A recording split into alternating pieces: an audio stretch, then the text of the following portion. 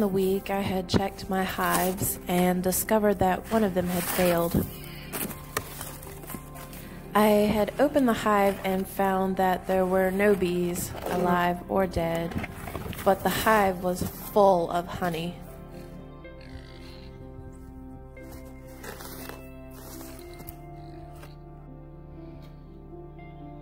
I decided to bring the hive inside to clean it up and to try out my new honey extractor. This hive was very heavy, being so full of honey. I would guess that it might have weighed around 65 pounds.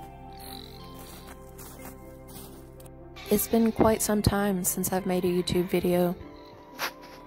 My life had taken a turn, a lot of changes, a lot of things had happened, and for a while I didn't have the time, nor really the emotional energy to put into making videos. One of these days I may sit down and make a video explaining my absence a little.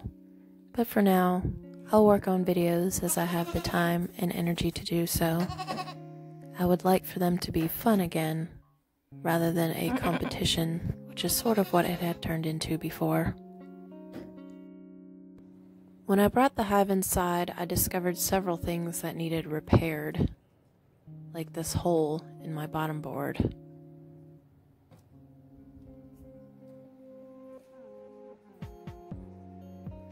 There's a spot in this hive body where I had forgotten to replace a frame, and you can see where the bees built one of their own.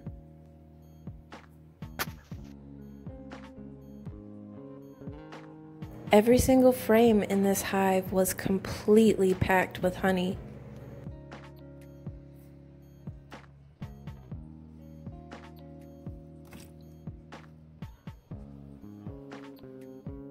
While the bees had moved out, someone else had moved in. While I'm not sure that a mouse could have torn the hole in the screen, it seems like they certainly took advantage of it being there. This is my brand new honey extractor. I've never had one of these before, and I've never used one, so I'm very interested to see how good of a job that it does.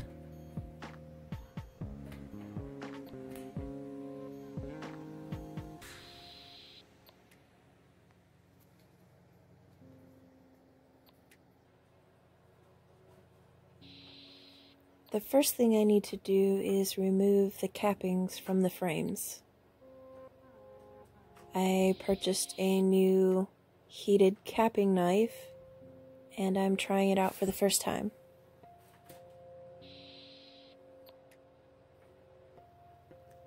I can say that after trying it, it seems like a neat idea, but honestly is a bit of a pain in the rear.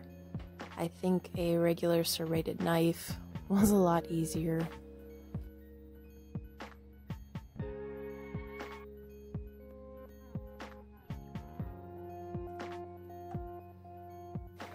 Now that the cappings are removed, I can place the frames inside of the spinner. By cranking the spinner, the honey is flown out of the frames via centrifugal force.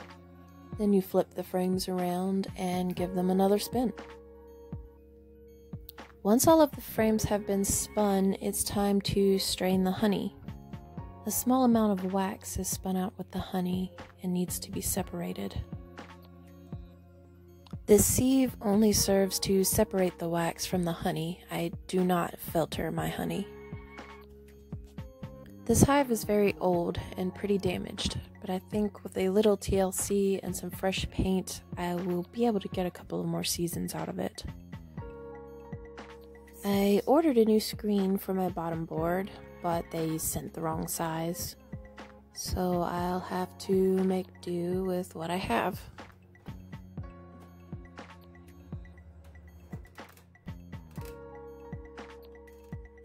It may be pieced together, but it will work perfectly fine.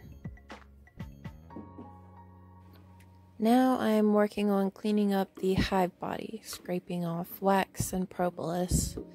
Then I will sand it a bit, clean it up, and put a fresh coat of paint.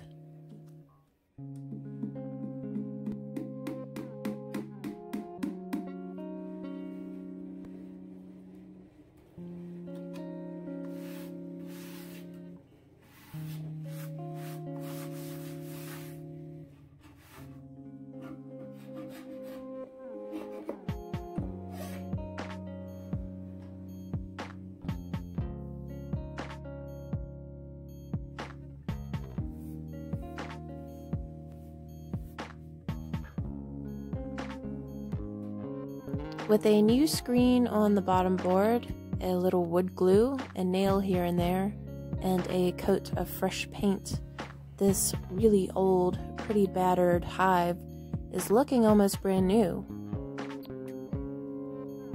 Even though it was in pretty rough shape, I think that it will last me several more seasons yet. Checking back after several hours, it looks like all of the honey has strained. 9 frames of honey in this bucket is more than half filled. It's a lot more work than one might think. And there are few things as satisfying as filling up a jar of your own homegrown honey.